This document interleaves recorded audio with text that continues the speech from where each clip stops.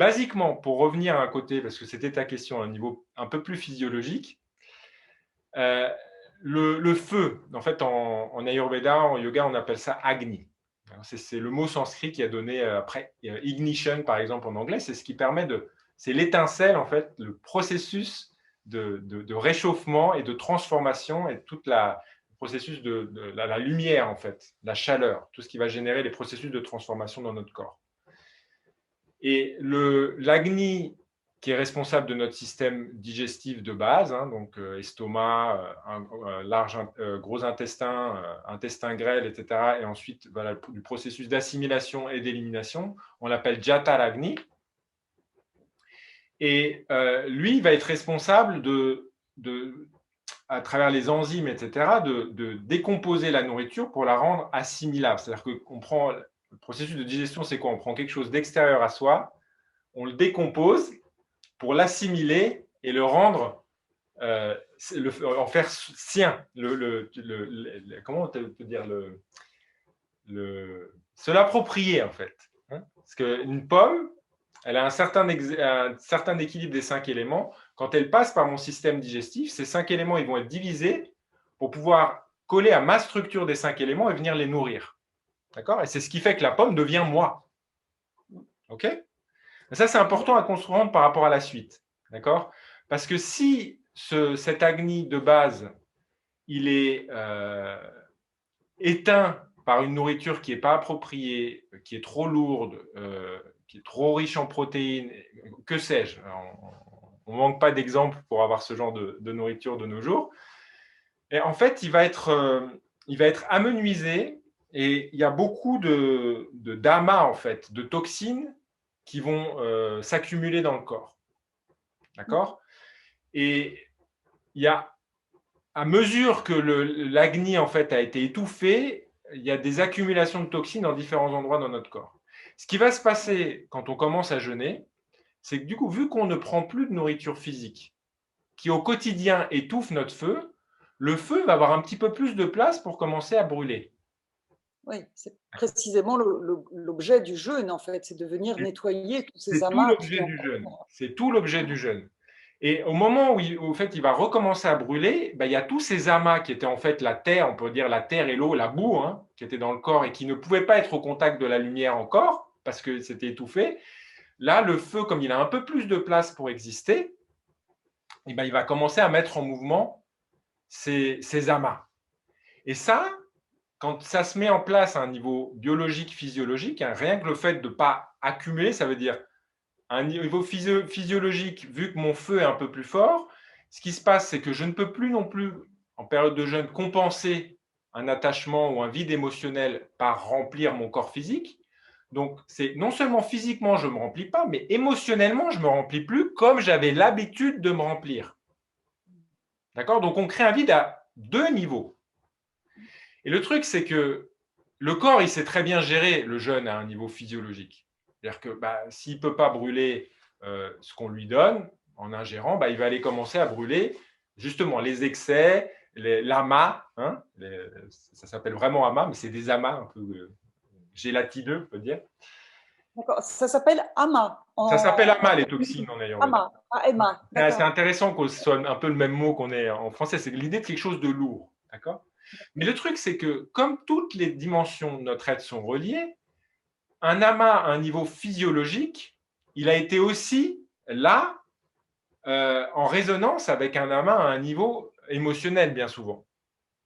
Donc, ce qui va venir être réveillé quand l'amas physiologique commence à se réchauffer, à se détendre et à commencer à être un peu plus mouvant, c'est la même chose au niveau émotionnel et mental. Donc, la minute où je vais commencer à jeûner, il y a aussi mon corps émotionnel et mon corps mental qui vont entrer dans un processus d'élimination, parce que c'est bien de ça dont il s'agit. C'est que dans le jeûne, je permets à mon corps un processus d'élimination, d'accord, de purification, de s'amplifier. Là où d'habitude, j'amplifie plutôt le côté assimilation.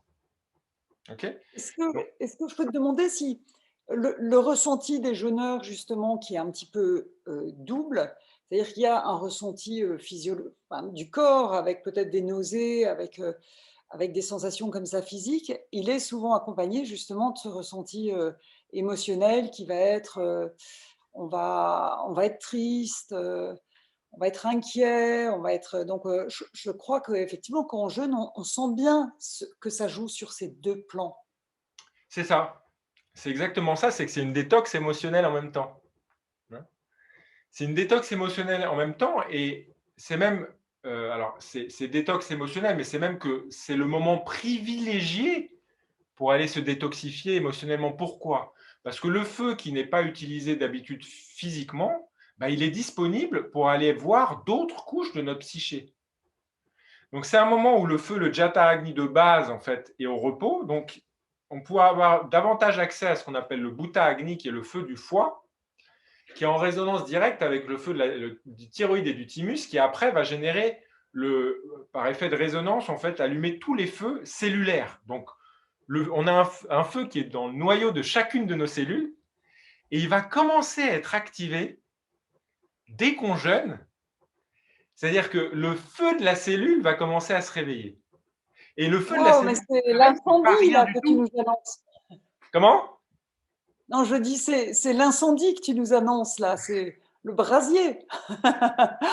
C'est la mise en lumière, en fait. C'est qu'à ce moment-là, parce que qu'est-ce qui se passe dans le noyau de la cellule? C'est l'ADN. Donc on change en fait notre information génétique, jusqu'à notre information génétique, au moment où vraiment on appelle ça Kindle en anglais, mais c'est on réveille en fait, on attise ce feu de la cellule. D'accord? Donc évidemment, dans notre ADN est contenu toutes nos habitudes, nos croyances, nos schémas de fonctionnement automatiques. Donc la minute où ce feu-là va commencer à pouvoir se réveiller, je vais pouvoir mettre de la conscience sur des schémas qui avant étaient complètement hors de ma portée. Donc c'est un moment extrêmement privilégié, justement pour rentrer dans un processus d'introspection. Donc quand on dit jeûne et yoga, mais ça le fait naturellement. Le fait de jeûner, on est invité à rentrer dans ce processus d'introspection parce que le feu qui n'est pas utilisé physiquement va être utilisé psychiquement. Donc la lumière qui n'est pas là utilisée pour avoir de la chaleur et décomposée par les enzymes, la nourriture grossière, va être utilisée dans les sphères plus intellectuelles, émotionnelles, etc., comme le feu de la conscience. Donc c'est pour ça que les yogis utilisaient même le jeûne comme un outil pour aller plus profondément en méditation. Parce que si on dit plus de feu de la conscience, on dit plus de perception, plus de sensibilité, etc. Donc Oui, on va ça, être... excuse-moi, je vais faire une toute petite Ouais. parenthèse, pas du tout historique évidemment, mais donc le jeûne est utilisé dans le yoga. Oui, C'est une pratique utilisée couramment. ah, complètement. D'accord. Complètement. Il y a même certaines voies assez extrêmes de yoga où ils jeûnent pendant des périodes très, très, très prolongées pour aller justement dans les couches plus profondes de l'ADN pour changer c'est ce qu'on appelle le karma. Parce que qu'est-ce que c'est que l'ADN? C'est notre karma. Quand on dit on brûle du karma, comment on brûle du karma? C'est tapas. C'est en réveillant le feu psychique. Et si je mange trop, je n'aurai jamais un feu psychique qui pourra être vraiment vibrant et fort, suffisamment fort. D'accord? Donc, c'est tout le jeu de l'équilibre du feu en moi que va nous amener aussi la pratique du jeûne. D'accord. Est-ce que je peux juste, est-ce que c'est trop grossier de reformuler en disant que quand je mange trop ou que je mange des choses lourdes, non adaptées, je vais en quelque sorte m'ankyloser dans cette identité, enfin dans toutes ces émotions, dans tout ce passé, ces images. Je me construis, je vais me figer en quelque sorte. Exactement, c'est exactement ce qu'on dit quand on parlait d'amas, tu vois, c'est amasser, c'est qu'on se fige dans quelque chose qu'on connaît déjà. Parce que c'est confortable, parce qu'on ne veut pas faire au vide de qu'est-ce qu'on sait pas qu'on est encore, ce qu'on ne connaît pas encore de nous-mêmes.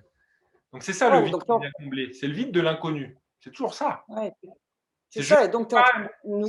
il y a plein de parties de moi que je ne connais pas, mais j'en ai peur. Donc pour m'en protéger, je me nourris, je me nourris, je me nourris, j'éteins le feu pour être sûr que je suis bien établi dans ma zone de confort, de croyance. Mais ça, c'est au prix d'une insensibilité.